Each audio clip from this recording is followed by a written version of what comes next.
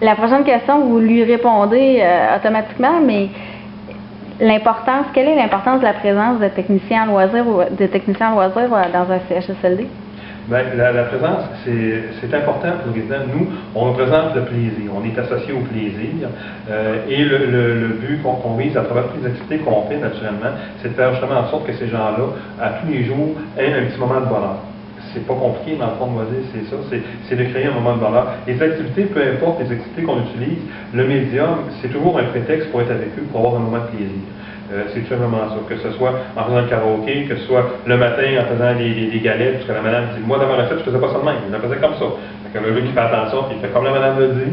Donc c'est juste ça, on sert, l'activité est seulement un médium pour être capable d'être rentré en relation avec les gens, de pouvoir passer un moment agréable avec eux. C'est ça en fin de compte, c'est ça le but que les techniciens en loisirs font au quotidien. C'est vraiment de pouvoir partager avec ces gens-là encore des moments de bonheur et de faire en sorte que ces gens-là soient encore capables de se réaliser. Parce qu'on sait très bien qu'en CHSLD, on vit beaucoup de pertes, autant humaines que physiques ou cognitives. Et souvent, les gens ont toujours tendance à dire « je suis plus capable de ». Et nous, à travers les activités, comme on les adapte, bien, ils se rendent compte qu'ils sont encore capables de. Et c'est ça le but premier des activités, c'est de faire en sorte que ces gens-là, pour la période de temps qu'il leur reste à passer ici avec nous, bien, soient encore capables de, et soient encore capables de se réaliser et d'avoir du plaisir. C'est vraiment ça. Et dans le cadre de l'approche milieu de vie, si on représente le côté social pour ces gens-là, par exemple, c'est important pour autant qu'on avait à la maison des activités, on avait nos petites soirées cake, nos petites soirées de cartes, etc. Donc on essaie d'amener ça un peu ici, mais c'est sûr, adapter pour eux autres à ce moment-là. C'est ce qu'on fait tout simplement. Et on intègre la famille évidemment là-dedans pour que le conjoint qui vient voir sa madame ne soit pas isolé tout seul dans la chambre avec sa madame. Je sais qu'on les invite souvent à participer aux activités. Ce qui amène la prochaine question, j'aurais le goût de vous demander, est-ce que votre intervention est renforcée par la présence des membres des familles ou de bénévoles lors de vos activités? Oui. Ici, au stade de Saint-Joseph, on a été chanceux au niveau des bénévoles. On a tout le temps eu, depuis que je suis en dans la technique de loisirs, on a tout le temps eu comme là, présentement, il y a près de 45 bénévoles actifs durant l'année. On a des bénévoles qui donnent un coup de main pour les 2 sortes de bingo, il y en a qui donnent pour le souper du mois, il y en a pour la chorale, il y en a pour la messe, ainsi de suite, puis même des activités extérieures, ces choses-là. Il y en a un coup de main pour les transports, ces choses-là. On a des groupes, on a 4-5 groupes préétablis, on a un responsable pour chaque groupe. En mois de septembre, ils donnent chacun les horaires pour l'année, ces choses-là, puis ils s'occupent de faire des téléphones pour les bénévoles. On n'a plus rien à s'occuper, on a des responsables dans chaque secteur, c'est très plaisant. On a une très bonne collaboration d'eux autres. Et également les aidants naturels qu'on appelle, ou encore les conjoints, les membres de famille qui semblent intéressés à poursuivre, on les invite, sont très chaleureusement invités à participer à nos activités, ces choses-là. Et souvent, pour ces gens-là, c'est un plaisir pour eux de venir participer à ces genres d'activités-là. Pour eux autres, c'est moins pénible de ce qu'ils ont à vivre, les moments qu'ils ont à vivre à ce moment-là avec le conjoint, ou papa au moment à ce moment-là. Puis bien souvent, ces gens-là, par après, deviennent des bénévoles. Ouais. Donc, c'est simple que c'est bien. C'est bon, c'est bon. Et dernière question, ou avant-dernière, est-ce qu'il y a d'autres projets que vous aimeriez développer ici au CHSLD de Saint-Joseph? Pas deux, mais présentement, c'est sûr que là, on est en train de finaliser, comme on parlait du multimédia, on a travaillé beaucoup là-dessus, donc on a déjà beaucoup de choses de fait avec le multimédia. Quand on parlait des Jeux de la tête 1, il y a un deuxième tome qui s'en vient pour l'année prochaine. Cette année aussi, avec le symposium, on va présenter un coffret de naissance qu'on a réalisé.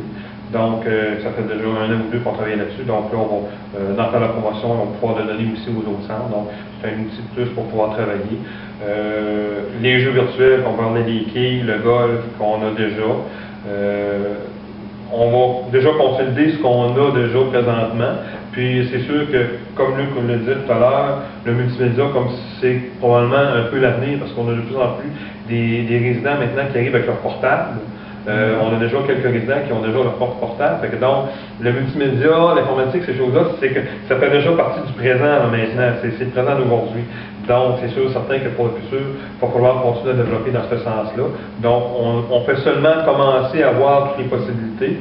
Donc, là, probablement qu'en présentant ce qu'on va faire cette année, on va sûrement avoir aussi d'autres idées qui vont nous venir de différents collègues dans d'autres centres aussi, qui vont faire en sorte qu'on va pouvoir peut-être amener le multimédia ou des choses, cette technologie-là, à faire un pas de plus, puis développer un peu plus à ce niveau-là. Puis on s'attend aussi à avoir la visite de d'autres centres qui viennent voir comment ça fonctionne, ces choses-là. C'est quand même quelque chose de très nouveau, puis de très proactif à ce moment-là, comme on peut dire. Mais comme on dit, comme tu dis, les ordinateurs, les résidents les amènent, donc on n'est pas si en avance que ça. Non. On est juste dans le temps, donc c'est le temps, nous autres, le réseau de la santé, de développer ce secteur-là. Parce que quand on l'avait parti au début, c'était juste des jeux pour enfants qui existaient sur l'ordinateur, ces choses-là. On l'avait essayé à Dibou, ces choses-là. Les gens ne voyaient pas ça, c'était pas adapté pour eux autres. Les questions étaient bonnes, mais mettons que le contexte et l'image n'étaient pas vraiment adaptés. Les petits bonhommes, ça ne fonctionnait pas vraiment. C'est pour ça qu'était venue l'idée de créer comme les jeux de la tête, des choses comme ça. Tandis qu'à ça, au niveau, si on regarde le résultat final qu'on a présentement au niveau du multimédia, c'est qu'on est rendu avec 5 salles équipées, full équipe. Quand on parle d'équipées, c'est l'écran de 10 pieds par 10 pieds, l'ensemble cinéma maison de la haute gamme. On a le projecteur, on a la TV 47 pouces haute définition, iPod avec plein de musique continue, on a pour 25 heures de musique quand il y avait sur play. Il n'y a plus de manipulation de CD, rien. Tu choisis tes thématiques, ces choses-là, puis on est rendu à faire une pointe maintenant. Fait que, on peut être fiers de ça à ce moment-là. J'imagine qu'il y a plusieurs centres qui vont être contents de venir voir comment ça fonctionne et d'être capables de présenter à ce moment-là. Cette année, ça va être plus le côté promotionnel de ça qu'on va travailler et en même temps donner peut-être un coup de main à d'autres centres qui sont capables, qui sont intéressés à savoir comment on a fait notre projet, comment on l'a présenté, et ainsi de suite. C'est quand même toute une démarche pour présenter ça dans une direction, présenter ça après ça. Fondation, après ça, aller voir les commanditaires et ainsi de suite. C'est toute une procédure qu'il a fallu développer au départ, aller chercher, comme on dit, les liens de confiance avec tous ces niveaux, ces paliers de dirigeants-là, ainsi de suite.